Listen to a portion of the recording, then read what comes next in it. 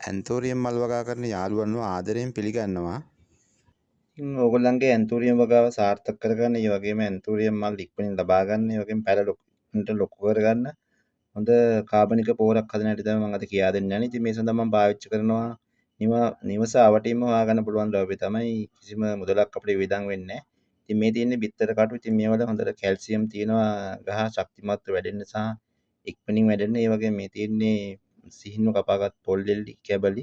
ඉතින් මේ තියෙන ගිනිසීරිය කොළ. ඉතින් ඔයගොල්ලෝ දන්නවා ගිනිසීරිය කොළ වල ගොඩාක් නයිට්‍රජන් බහුලයි. හැබැයි මේකේ තියෙන විශේෂත්වය තමයි මේක ටිකක් මද පවණ තමයි වේලා ගන්න ඕනේ. ඊට පස්සේ මේ තියෙන කොම්පෝස්ට් ටිකකුත් මම මේකට පාවිච්චි කරනවා. ඒකේවම ඒ වගේම මේකට මම පාවිච්චි කරනවා මේ ඉතින් කෙසෙල් එලි. ටිකක් වේලා ගන්නත් තියෙනවා, සමහර ඒවා අමුවෙන් තියෙනවා. ඉතින් මේවල ගොඩාක් පොටෑසියම් බහුලව තියෙනවා. ඉතින් මල් ඵලදාව ඉක්මන් කරන්න, ඒ වගේ මල් වල වර්ණය වැඩි කරන්න මේ පොටෑසියම් ඉතාමත් උපයෝගී. ඉතින් මේ වගේ නිවස අවටින්ම හොයාගන්න පුළුවන් ද්‍රව්‍ය වලින් අපිට හොඳ කාබනික පොහොරක් හදලා ඔයගොල්ලන්ගේ ඇන්තූරියම් වගාව සාර්ථක කරගන්න පුළුවන්. පැල ඉක්මනින් වර්ධනය කරගෙන ඒ වගේ මල් ඵලදාව ඉක්මනට ලබා ගන්න පුළුවන්. ඉතින් අපි බලමු කොහොමද මේ පොහොර එක හදන්නේ කියලා. තාමත් පහසුවෙන් මේ පොහොර එක අපිට හදා ගන්න පුළුවන්.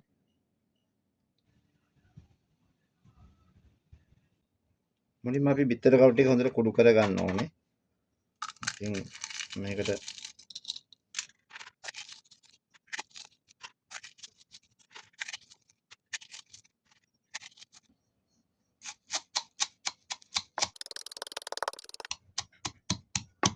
බිත්තර කටු මෙන්න මේ විදිහට හොඳ සිහින්ම කුඩු කරගත්තාම තමයි අපේ පොහොර එකට ඉක්මන් ප්‍රතිඵල ලබා ගන්න පුළුවන්.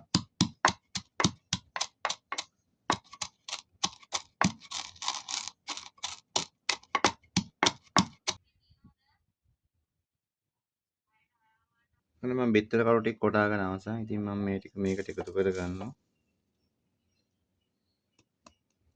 මෙන්න මේ විදිහට මේ ගානටවත් මේක කොටා ගන්න ඕනේ සිහින්ව.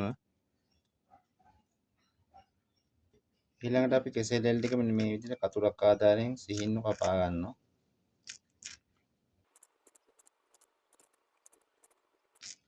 ඒ වගේම මම ඉස්සෙල්ලත් කිව්වා මේ කෙසෙල් වල ගොඩාක් පොටෑසියම් බහුලව තියෙනවා. ඉතින් මේ මල් වගාවට අවශ්‍යම කරන මූලද්‍රව්‍යයක් තමයි පොටෑසියම් කියන්නේ. ඉතින් පොටෑසියම් වලින් අපිට මල් ඵලදාව ඉක්මනටම වගේ මල් වල හොඳ වර්ණයක් ලබා ගන්නත් පුළුවන්. ඉතින් ඕගොල්ලන්ගේ ඇන්තූරියම් වගාව සාර්ථක කරන හොඳ කාබනික පොහොරක් තමයි පොටෑසියම් බහුල කෙසෙල් එලි කියන්නේ.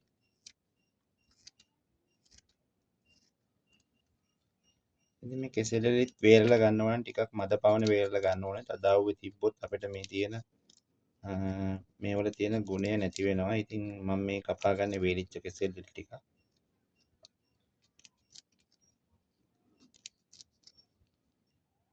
දැන් අපි බිත්තර කටු ටිකත් කුඩු කරගෙන අවසන්. ඒ වගේම කෙසෙල් එලි ටිකත් කපා ගන්න අවසන්. ඊළඟට අපි අපේ මේ හොඳට වේලාගත්ත ගිනිසීරිය කොළ ටික මෙන්න මේ විදිහට හොඳට වේලුණාම අතින් පොඩි කර ගන්න පුළුවන්. සද්දෙත් එක්ක ඔයාලට පේන ඇති. අපිට හොඳට සිහින්ව මේක පොඩි කර ගන්න පුළුවන් මෙන්න මේ විදිහට. ඉතින් ගිනිසීරිය වල ගොඩාක් නයිට්‍රජන් බහුලයි. ඉතින් ගොඩාක්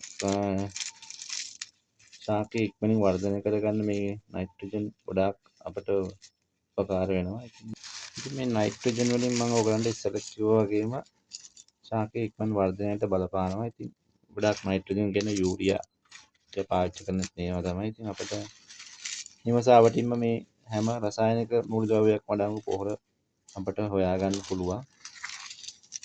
ඉතින් මේකට කිසිම වේදමක් යන්නේත් නැහැ.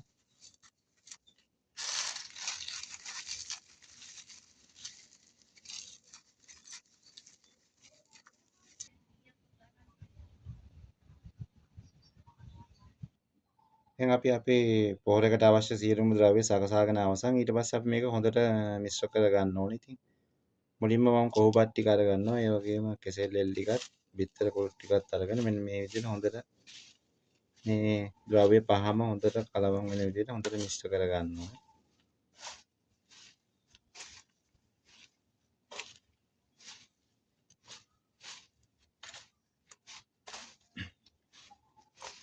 මේකේ තියෙන විශේෂත්වය තමයි අපිට ඉක්මනින්ම හොයාගන්න පුළුවන් ද්‍රව්‍ය තමයි තියෙන්නේ. ඒ වගේම පහසුවෙන් මේ පොහොර එක අපිට ඉක්මනට හදා ගන්න පුළුවන්.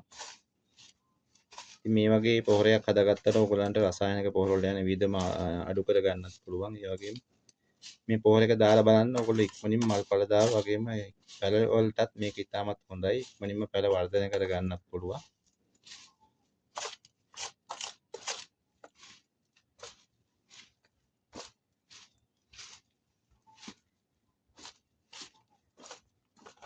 ඉතින් මම මේ දැන් පොහොර එක හොඳින් මිශ්‍ර කරගෙන අවසන්. ඉතින් අපි මේක කොහොමද අපේ ඇන්තූරියම් පැල වලට යොදන්නේ කියලා බලමු. ඉතින් සාමාන්‍යයෙන් ගොඩක් අය කරන්නේ මේක උඩින් ඉහළ දාන එක පෝච්චියට. එහෙම නෙමෙයි මේක හරි ප්‍රතිඵල ගන්න නම් අපිට හරි විදියට ඇන්තූරියම් පැලයට යොදන්න ඕන. මූල පද්ධතියේ හොඳට පොහොර කොටස් අල්ලන විදියට අපි ඒක යොදන්න ඕන. අපි බලමු කොහොමද ඒක කරන්නේ කියලා.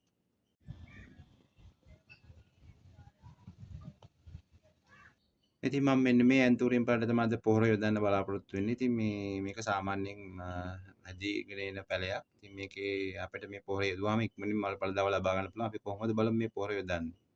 මුලින්ම අපි කරන්න ඕනේ මේ ඇන්තූරියම් පැලේ මූල පද්ධතිය හොඳට මේ කොටස් ටික ඉවත් කරලා පොඩ්ඩක්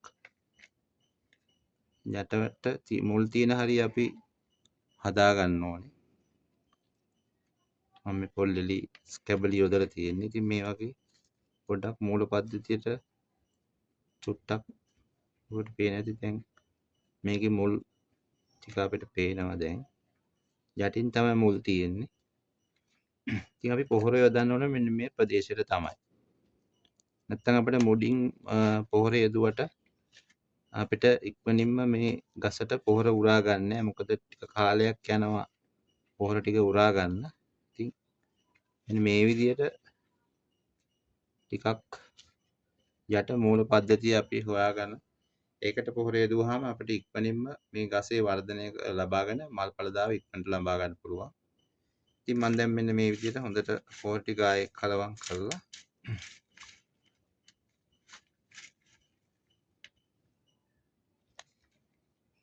මෙන්න මේ විදියට අපි ඇන්තූරියම් ගසේ යට කොටසට පොහොර ටික වැටෙන විදියට මේ විදියට දාගන්න පුළුවන්. ඊට පස්සේ ඔයගලන්ට පුළුවන් ආපහු අර පොල්ලෙලි කැබලි වලින් මෙහෙම පොහොර ටික අපිට ආවරණය කරගන්න. ගසේ අනිත් පැත්තටත් අපි මේ විදියට